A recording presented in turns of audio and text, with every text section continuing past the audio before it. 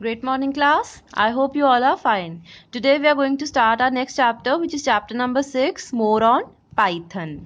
तो पाइथन आपको पता है एक प्रोग्रामिंग लैंग्वेज है और प्रोग्रामिंग लैंग्वेज हम पहले भी पढ़ चुके हैं कि क्या होता है ये क्या कुछ देखो कंप्यूटर क्या है, एक मशीन है। तो कंप्यूटर को जो भी हम नॉर्मली इंग्लिश में जो भी हम बातें करते हैं या कॉन्वर्सेशन करते हैं, कंप्यूटर को वो कुछ समझ में नहीं आता because it is a machine. यानी हम जो भी इंस्ट्रक्शंस अगर हम कंप्यूटर को इंग्लिश में देंगे तो उसको कुछ समझ में नहीं आएगा। तो हम लोग क्या करते हैं कि उन्हीं इंस्ट्रक्शंस को कुछ इस फॉर्म में कंप्यूटर को प्रोवाइड करते हैं कि कंप्यूटर उनको अंडरस्टैंड कर सके। तो जब हम ऐसे इंस्ट्रक्शंस लिखते हैं, राइट करते हैं जो कंप्यूटर को समझ में आती है, उनको हम क्या बोलते हैं? Programming language. तो वन ऑफ द बहुत सारी प्रोग्रामिंग लैंग्वेजेस हैं, बट जो हम पढ़ेंगे, जो हमारे सिलेबस में है, दैट इज योर पाइथन।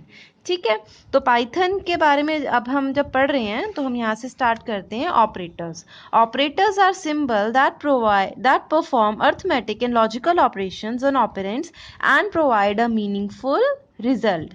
देखो ऑपरेटर्स क्या होते हैं, आपको पता है प्लस माइनस मल्टीप्लिकेशन डिवीजन आपने मैथ्स में कर रखा है। तो ये जो प्लस है ये आपका क्या है? एक ऑपरेटर है। सिमिलरली माइनस है, मल्टीप्लिकेशन है, डिवीजन है, ये सारे क्या होते हैं? आपके ऑपरेटर्स होते हैं। और जिनके ऊपर आप इनको अप्लाई करते हो, नंबर्स के ऊपर अप्लाई करते हो ना, तो उन नंबर्स को हम क्या बोलते हैं? ऑपरेंड्स। तो आपके ऑपरेटर्स क्या होते हैं? ये सिंबल होते हैं जो कि आपके ऑपरेशंस परफॉर्म किस पे करते हैं? ऑपरेंड्स के ऊपर करते हैं और आपको एक मीनिंगफुल रिजल्ट प्रोवाइड करते हैं। An operator needs one or more operands to perform any operation. एक ऑपरेटर को क्या चाहिए होता है? ऑपरेंट्स चाहिए होते हैं। देखो सिर्फ प्लस का कोई मतलब नहीं होता। प्लस किसके साथ करना है? आपको कोई नंबर चाहिए, तो इसीलिए हमेशा एक ऑपरेटर को क्या चाहिए होगा? एक ऑपरेंट चाहिए होगा। The valid combination of both operator and operands make an expression which returns a computed result. मतलब इन दोनों को अगर आप ऐड करोगे ये एक एक्सप्रेशन बन जाएगा, और जब आपका ऐड हो जाएगा तो आपको एक कंप्यूटेड रिजल्ट यानी एक कैलकुलेटेड रिजल्ट रिटर्न हो जाएगा, यानी मिल जाएगा। तो आज हम जो है पाइथन के अंदर कौन कौन से टाइप ऑफ ऑपरेटर्स होते हैं और कैसे हम उनको अप्लाई कर सकते हैं इस लैंग्वेज में, वो स्टडी करेंगे। तो हमारा जो फर्स्ट ऑपरेटर है that is your arithmetic operators. The arithmetic operators are used to perform basic mathematical calculations like addition, subtraction, multiplication, division, etc. तो जो आपके arithmetic operators होते हैं वो क्या होते हैं? जो basic calculations होती है वो करने के काम आते हैं।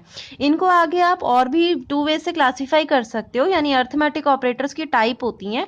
पहली टाइप होती है यूनरी ऑपरेटर, सेकंड होती है आपकी बाइनरी ऑपरेटर। तो जो यूनरी ऑपरेटर होता है वो क्या होता है? एक ऐसा ऑपरेटर जो सिर्फ एक ऑपरेंड लेता है, मतलब सिर्फ एक ही नंबर लेगा।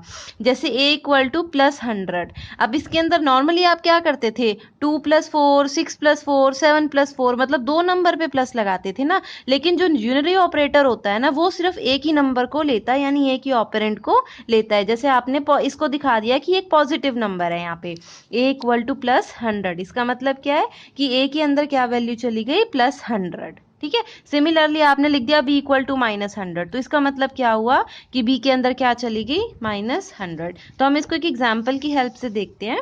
हमने एक प्रोग्राम लिखा पाइथन के अंदर। मैंने क्या लिखा कि मैंने a को क्या दिया है? +100 की वैल्यू दे दी। तो ये जो +100 की वैल्यू है ये अब a में चली गई। फिर मैंने लिखा b इक्वल टू -100, तो -100 की जो वैल्यू है वो किस में चली गई? b के अंदर। अब मैंने बोला प्रिंट कर दो किसको? a को। प्रिंट क्या करता था? मैं आउटपुट देता था। तो जैसे ही मैं प्रिंट a लिखूंगी तो जो a की वैल्यू थी, a की वैल्यू थी क्या? +100 ना, तो वो आपको आउटपुट में दिख जाएगी।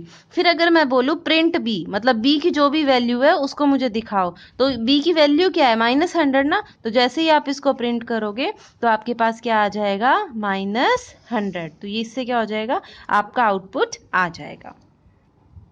Next is your binary operator. Binary operators कौन से होते हैं? ये वो ऑपरेटर्स होते हैं जो 2 ऑपरेंड्स के ऊपर अप्लाई होते हैं, मतलब 2 नंबर्स के ऊपर अप्लाई होते हैं।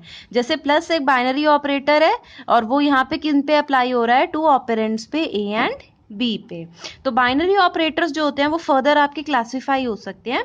जैसे पहला ऑपरेटर है आपका एडिशन का, वो क्या करता है? 2 जो नंबर्स होते हैं उनको ऐड कर देता है।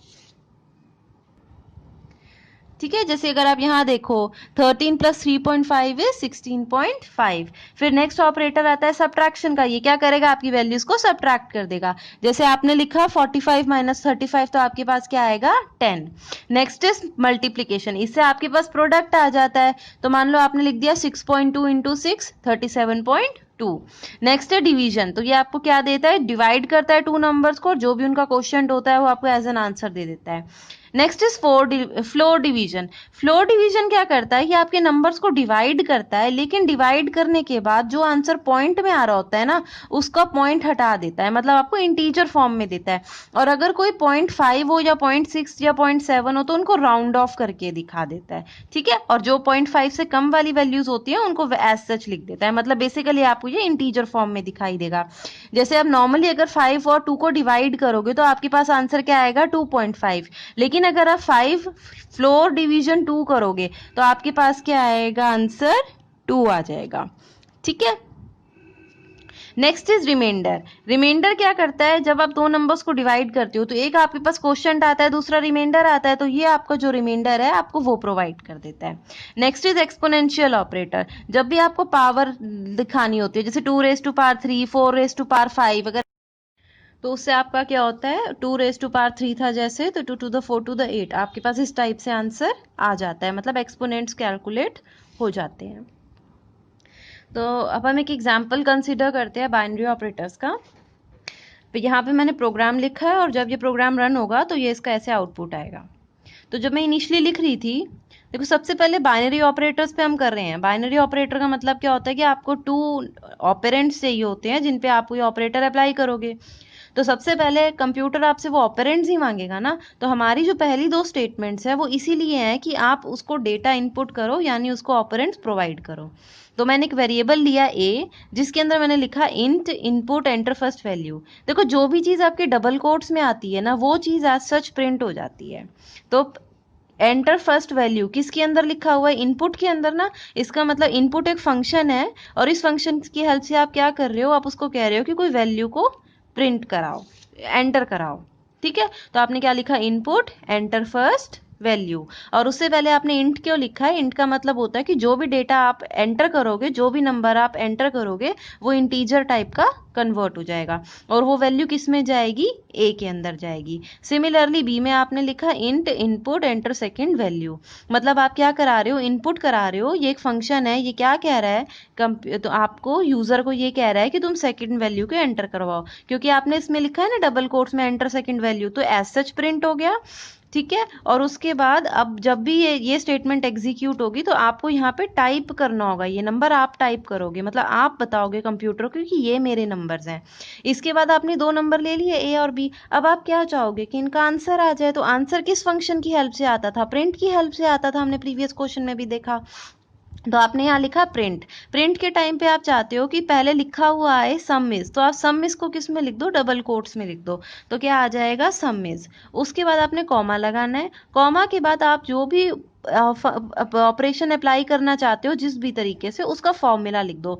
जैसे आप चाहते हो कि a + b हो जाए, तो अब a + b लिख दो। अब जब आपका कंप्यूटर रन करेगा ना ये प्रोग्राम, तो वो पहले क्या करेगा, आपसे a की वैल्यू मांगेगा, b की वैल्यू मांगेगा, उसके बाद वो ये वाला ऑपरेशन खुद अप्लाई करेगा, मतलब वो 20 + 10 खुद करेगा, और आपको क्या दे देगा, आंसर दे देगा। सिमिलरली यहाँ पे भी वो क्या करेगा, प्रिंट कराएगा प्रोडक्ट इज a × b, और उसके बाद क्योंकि ये डबल कोट्स में था तो यहाँ पे ये एज सच आ जाएगा। ए बी की वैल्यू पहले ही आपने इनपुट करा दी थी यहाँ पे, तो वो उसको खुद मल्टीप्लाई करेगा और आपको सीधा आंसर दे देगा, which is 200। Now your next operator is string operators. String operators क्या होते हैं, जो आपकी स्ट्रिंग्स क्या होती हैं, जैसे आपके सेंटेंसेस होते हैं, जो वर्ड्स होते हैं, ठीक है, तो उसको हम कंप्यूटर में क्या बोल देते हैं, स्ट्रिंग्स। तो पाइथन के अंदर आप 2 ही काइंड ऑफ ऑपरेशंस अप्लाई कर सकते हो स्ट्रिंग्स पे। पहला क्या होता है आपका कि आप या तो 2 स्ट्रिंग्स को ज्वाइन कर सकते हो, या फिर आप उनको क्या कर सकते हो, रेप्लिकेट कर सकते हो मल्टीपल टाइम। रेप्लिकेट का मतलब क्या होता है, कॉपी कर सकते हो बार बार। ठीक है, तो अगर आपको ज्वाइन करना है तो आप प्लस ऑपरेटर का यूज करोगे, रेप्लिकेट करना है तो मल्टीप्लिकेशन ऑपरेटर का यूज करोगे। तो अभी हम ये देखते हैं कि स्ट्रिंग ऑपरेटर्स को हम कैसे यूज कर सकते हैं। जैसे मैंने एक प्रोग्राम लिखा, मैंने सबसे पहले क्या किया, एक वेरिएबल लिया a जिसके अंदर हेलो डाल दिया। a के अंदर क्या डाला है, हेलो, डबल कोट्स में है तो इसका मतलब वो चीज़ क्या है, आपकी स्ट्रिंग है, ठीक है। उसी टाइप से फिर मैंने b लिया एक वेरिएबल, उसके अंदर मैंने हाई डाल दिया, ठीक है। अगेन ये डबल कोट्स में है, डबल कोट्स में कोई भी वैल्यू होगी तो वो आपकी स्ट्रिंग होगी। फिर मैंने बोला प्रिंट करा दो a प्लस b। अब आप ये देखो, हेलो और हाई कोई नंबर्स तो है नहीं कि आप इनको ऐड कर दोगे, तो यहाँ प्लस ऑपरेटर का मतलब क्या होता है कि ये इनको ज्वाइन कर देता है, मतलब पहले हेलो आ जाएगा, उसके बाद हाई लिखा हुआ आ जाएगा, यानी कॉन्कैटिनेट कर देगा। तो प्लस ऑपरेटर आपका कौन सा होता है, कॉन्कैटिनेशन ऑपरेटर होता है, और जो भी स्ट्रिंग्स आप लिखते हो ये उनको ज्वाइन करता रहता है। तो जब आप इस प्रोग्राम को रन करोगे तो पहले हेलो आएगा, फिर आपका हाई आ जाएगा। अभी हमने दूसरा ऑपरेटर कौन सा सुना था, रेप्लिकेशन ऑपरेटर। रेप्लिकेशन का मतलब क्या था कि उसी चीज को वो बार बार लिख देता है जितनी टाइम्स आप उसको बताते हो। तो यहाँ पे मैंने लिखा print welcome multiply by 3। Welcome double quotes में है, इसका मतलब क्या है कि एक स्ट्रिंग है।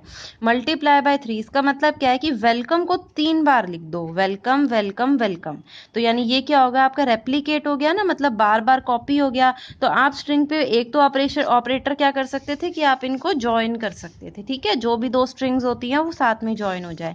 या फिर आप क्या कर सकते हो कि उसी स्ट्रिंग को कई बार आपको बार बार लिखना होता है, तो आप बस मल्टीप्लाई करके वो नंबर लिख दो जितनी बार आप उसको रेप्लीकेट कराना चाहते हो, और आपका क्या होगा कि वो पर्टिकुलर जो स्ट्रिंग होगी उतनी बार आपका कॉपी हो जाएगी, ठीक है। तो class, I hope you have understood these two types of operators which are your arithmetic and string operators. Thank you.